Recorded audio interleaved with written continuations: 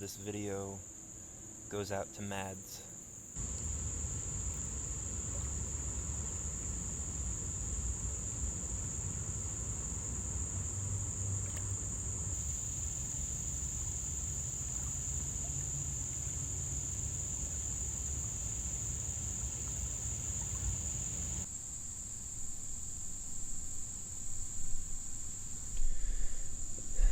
Good evening, neighbor. Thanks for joining me today.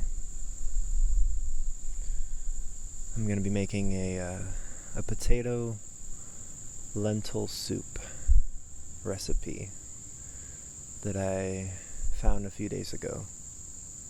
Today I'm in my hometown,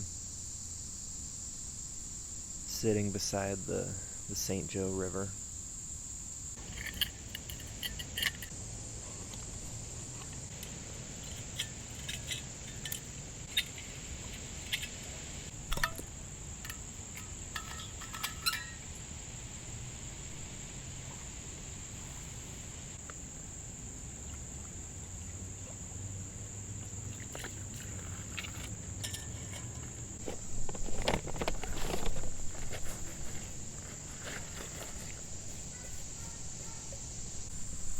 I'm starting off with some olive oil.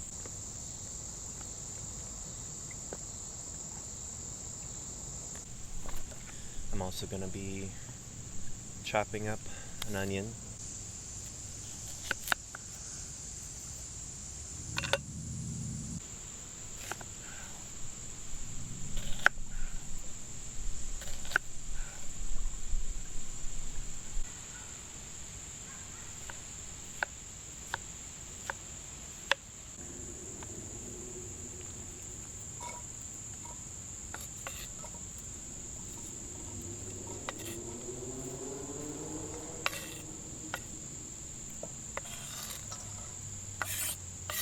Next, a little bit of garlic.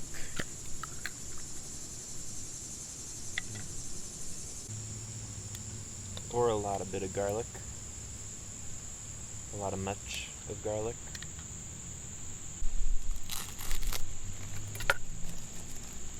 I also have some baby carrots.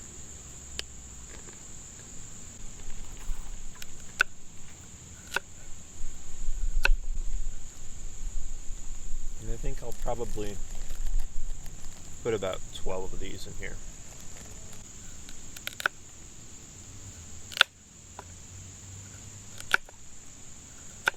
Next, I'm going to put 2 sticks of celery, maybe 3. 2 or 3 sticks of celery into the mix, into the pot.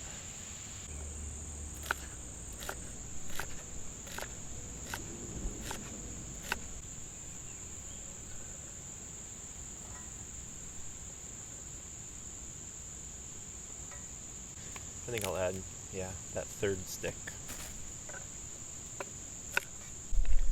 I'm going to add a little bit more olive oil, just so that when I saute these, they're more covered, I guess.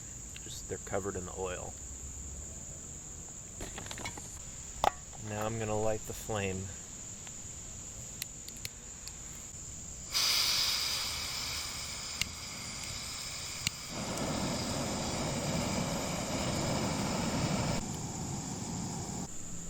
Today's been a pretty good day. There hasn't been much that has happened.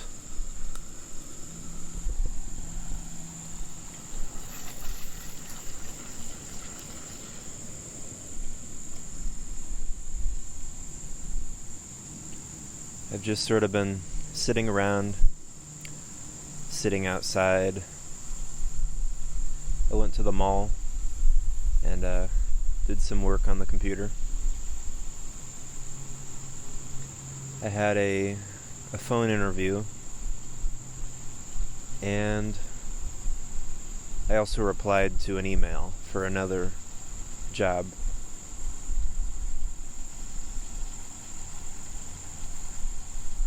The phone interview It wasn't what I was hoping for, but I think it's going to be the one I take if things continue to proceed. There's a second interview in the works. With the email that I sent, it was for a different place. I answered 3 questions about, like, why do I want to work here, and I guess the standard questions.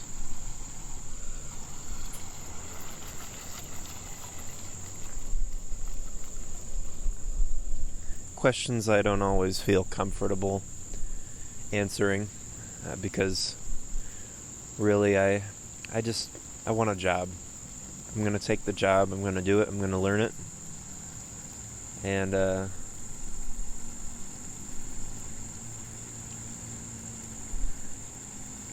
I feel like based on those questions, someone's going to say, no, you're not going to work here. And I guess that's the way the world works. I'm going to add a little bit of salt now to this.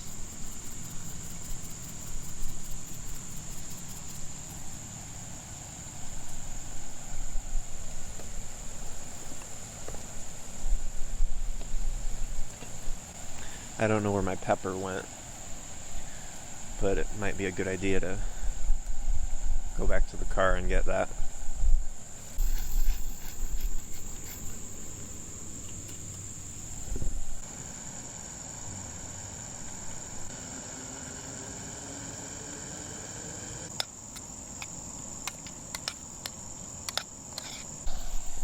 It's getting there. The vegetables are almost sauteed.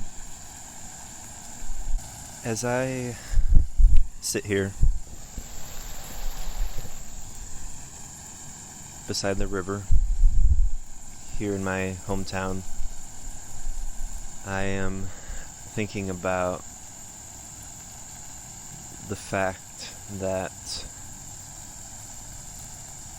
there's a bike path on the hill across from me on the other side of the river. And this bike path that used to be a railroad. And I'm thinking about the fact that there could be people watching me right now. And if they are watching me, they're gonna see a guy down here by the river making soup on a little canister of gas with a backpack, a pretty nice chair, and my thoughts immediately then go to the fact that there's a pretty decent size homeless population here in South Bend, Indiana. We're an unhoused population. And I used to work for a ministry that helped provide shelter and meals for that population. And I'm thinking about all of the different folks that I see on the streets, not just in South Bend, but just across the country. And I'm thinking of a bridge in particular that there's just a huge encampment of folks. And then my thoughts immediately go to, am I going to get caught sitting here down by the river. Is someone going to call me in and say, hey, there's this guy, he's sitting by the river?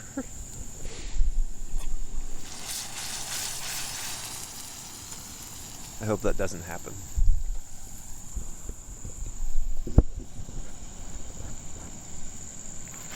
I am not sleeping here for the night, but I know that some might have to. We've got our holy trinity of foods sauteed.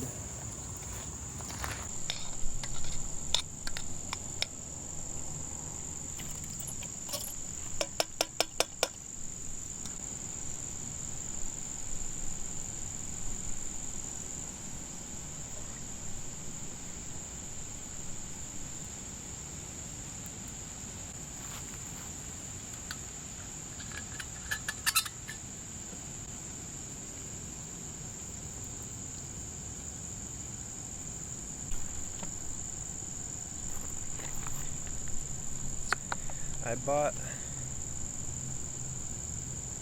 3 potatoes, but I don't think that I'm going to need all of them.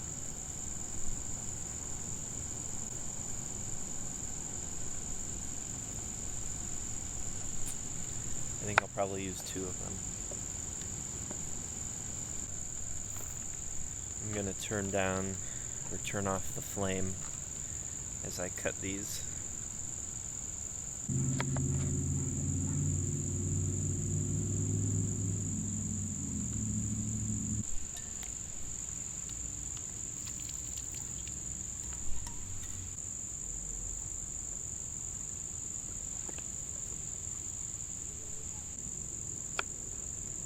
Some people like to remove the peels from their potatoes, and that's all right.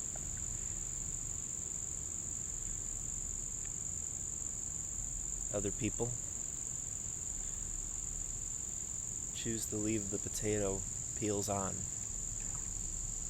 and that's all right too. Next, I have some vegetable broth, which is going to help soften the potatoes and also provide liquid for the lentils.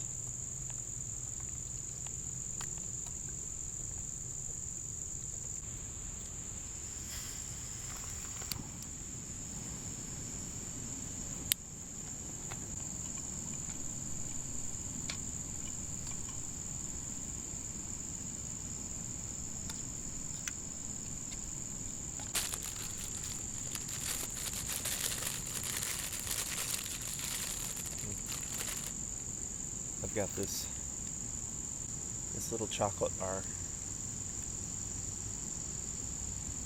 a sea salt and caramel chocolate bar that a friend gave me with a little note from as a little gift for finishing the summer together. It sat in my car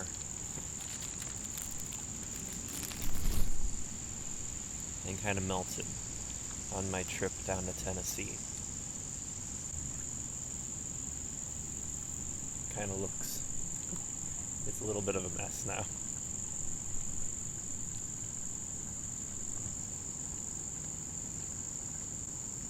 Still good. This is going to spoil my dinner.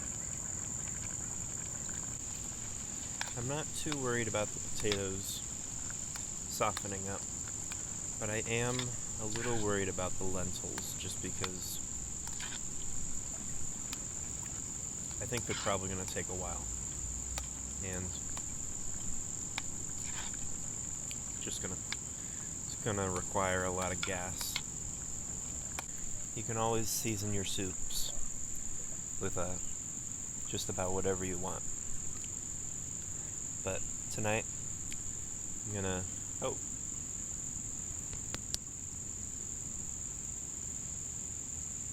I think some liquid. There's liquid in it. It's hard as a rock. Tonight I think I'm gonna use garlic. Double the garlic. I'll have to come back to this one. I've also got some oregano and some parsley. And I usually use some basil too, but I couldn't find it in the little tray of seasons that I have in the back of my car.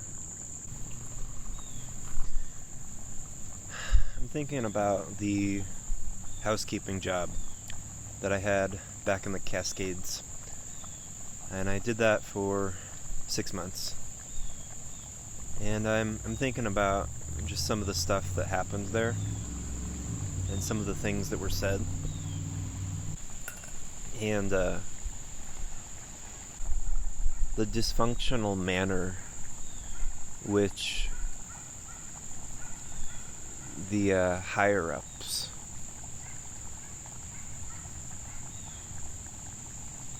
went about their business.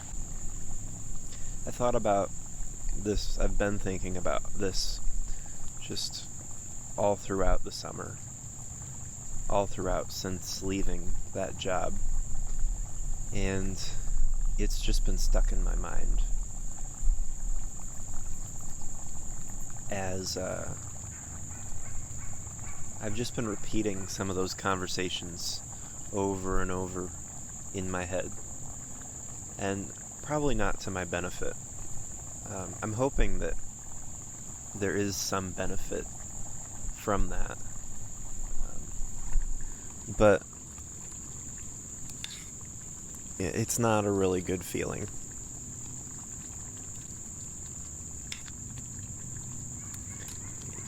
Just being treated the way that I was treated. And I think some of it's to be expected from a lot of poorly managed businesses. Just in the sense that there's the idea of being indebted to a higher up, or just the idea that there are higher ups. I think the idea that there are higher ups is dysfunction in of itself. And there was also a union at this place that I worked at. It was a smallish company. And so it sort of made it down to earth, but there was still sort of this corporate feel to it. And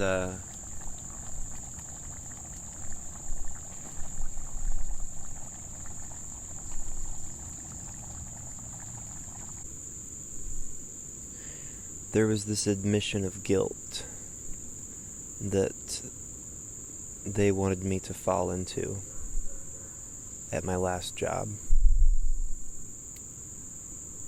I'm also thinking about something someone had said a few months later, or a few weeks later, in regards to me talking about it, that our culture has this assumption that the victim is at fault. And that's something that I've faced in a few different instances. Just misunderstanding my own circumstances and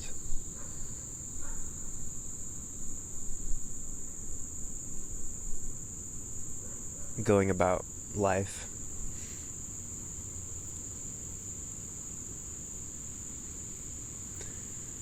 I'm also thinking about how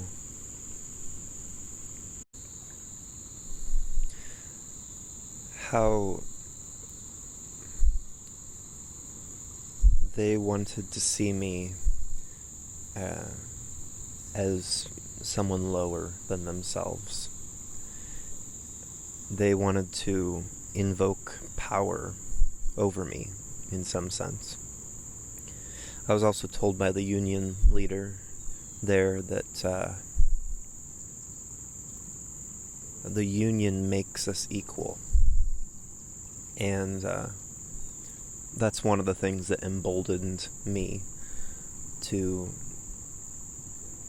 speak the way I did and go against the grain, just in like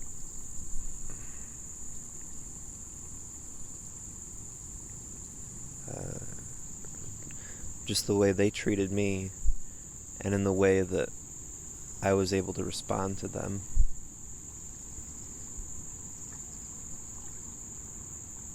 Because at some places it's not like that. It's more of a master-servant relationship, and I think they were trying to have me fall into this. And one of the reasons that this means so much to me is because of some of the abuse that I've felt, experienced between me and my parents. And so there's a wound there that has yet to heal, just in thinking that people are over me. The supervisor and the manager are not over you, and they don't own you. They have to learn to live with you as much as you're learning to live with them. And sadly, in this life, I think they're going to have a huge amount of sway, which they shouldn't have because of the fear involved between all of that. There's a fear of losing one's job that affects me sometimes, and I'm sure that they know about. And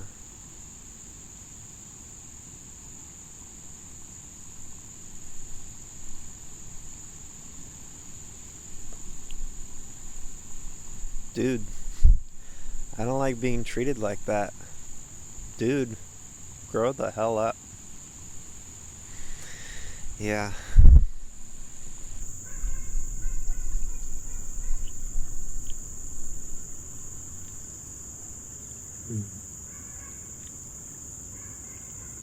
I think that it could probably use maybe some citrus, maybe some like lemon or some lime. This video goes out to Mads.